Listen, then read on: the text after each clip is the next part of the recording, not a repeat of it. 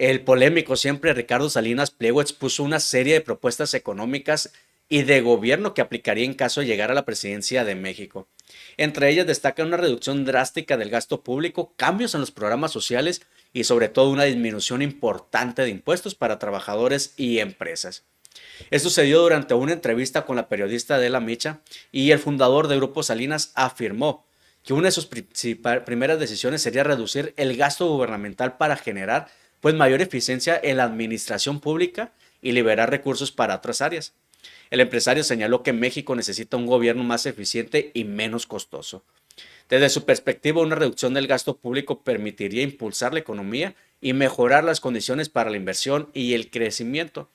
Según estuvo explicando, su propuesta contempla disminuir significativamente los recursos destinados a la operación gubernamental, esto para evitar gastos que consideran pues innecesarios. Salinas Pliego aseguró que mantendría los programas sociales existentes, aunque con modificaciones, para focalizar los apoyos únicamente en personas que realmente los requieran. El empresario sostuvo que los recursos públicos deben dirigirse a sectores vulnerables, mientras que quienes tienen capacidad económica deberían depender menos de los apoyos del gobierno.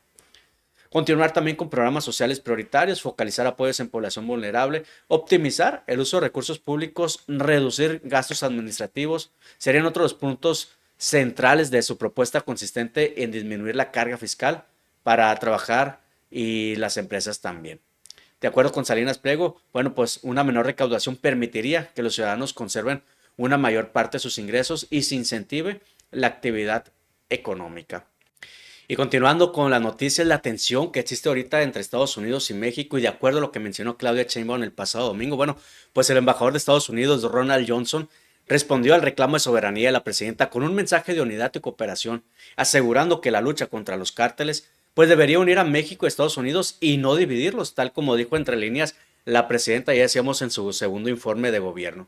En medio de la tensión bilateral provocada por investigaciones judiciales y acusaciones de injerencia extranjera, pues el diplomático llamó a evitar la politización de la seguridad y a fortalecer la alianza entre ambos países para proteger a sus ciudadanos. El tablero diplomático entre México y Estados Unidos ha registrado un nuevo e intenso movimiento de piezas en las últimas horas. Tras un discurso de alto calado nacionalista pronunciado por la presidenta Claudia Sheinbaum, pues el embajador estadounidense Ronald Johnson pues ha optado por una respuesta que analistas califican de institucional y equilibrada. A través de sus canales oficiales, el diplomático no buscó el choque directo de retóricas, sino que elevó la conversación hacia un plano de necesidad mutua y protección ciudadana. En un momento, la relación bilateral parece tensarse por las investigaciones judiciales provenientes del norte, pues Johnson ha lanzado un mensaje que resuena como una invitación a la prudencia. La seguridad compartida no puede ser rehén de las disputas políticas de ninguno de los dos lados de la frontera. La lucha contra los cárteles debería unirnos y no dividirnos, estuvo expresando Johnson, subrayando que las sociedades en ambos lados de la frontera comparten pues un anhelo común, vivir en condiciones de seguridad y paz, lejos del miedo que infunden el narcotráfico y la corrupción. Y pasando con noticias ya de carácter nacional, pues la Fiscalía de Tlaxcala confirmó la muerte de Blanca por sobredosis de anestesia. Esto, pues, una clínica clandestina. La Fiscalía General de Justicia del Estado de Tlaxcala determinó que Blanca Adriana Vázquez Montiel falleció por exceso de anestesia durante una cirugía estética en Puebla. Su cuerpo fue abandonado y los responsables siguen libres.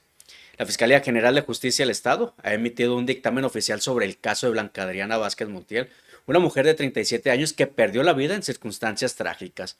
Las autoridades confirmaron que la causa del deceso fue pues el uso excesivo de anestesia durante un procedimiento estético, pero realizado en una zona y en una clínica clandestina ubicada en la zona de Zabaleta en el estado de Puebla.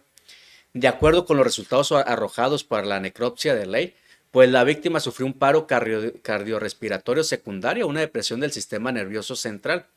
Este hallazgo médico forense corroboró la principal línea de investigación que sostenían las autoridades, misma que apuntaba directamente a una negligencia médica por sobredosis de agentes anestésicos. Las indagatorias señalan que Blanca Adriana falleció escasos minutos después de haber sido extraída en estado de inconsistencia del inmueble donde se practicó la supuesta cirugía. Posteriormente, los implicados subieron el cuerpo a un vehículo tipo Mini Cooper para trasladarlo de manera ilícita hacia el estado de Tlaxcala, donde finalmente fue abandonado en el fondo de una barranca. Los principales sospechosos de este crimen han sido identificados como Diana Palafox, quien presuntamente operaba y sustentaba como cirujana plástica sin poseer las acreditaciones profesionales correspondientes, y también su hijo Carlos Quesada. A 2 semanas de haberse perpetrado el fatal incidente, pues ambos individuos continúan en calidad de prófugos de la justicia.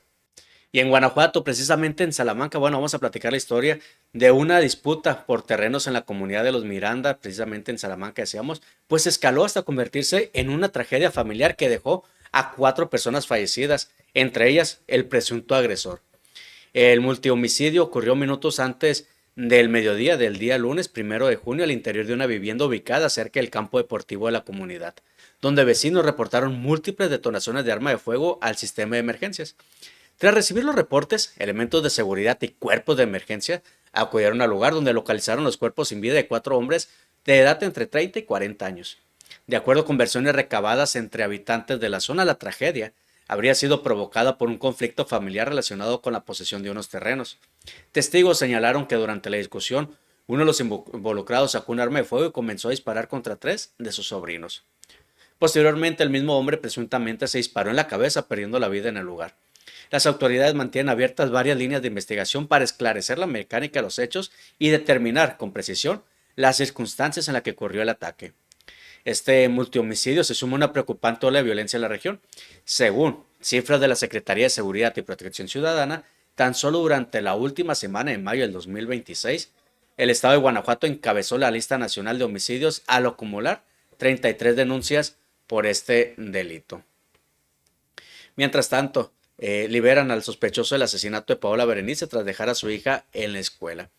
La liberación de los 3 hombres detenidos por el asesinato de Paola Berenice Tinoco Petit ha generado indignación y cuestionamientos sobre la investigación del feminicidio ocurrido en la alcaldía Gustavo Amadero, esto en la Ciudad de México.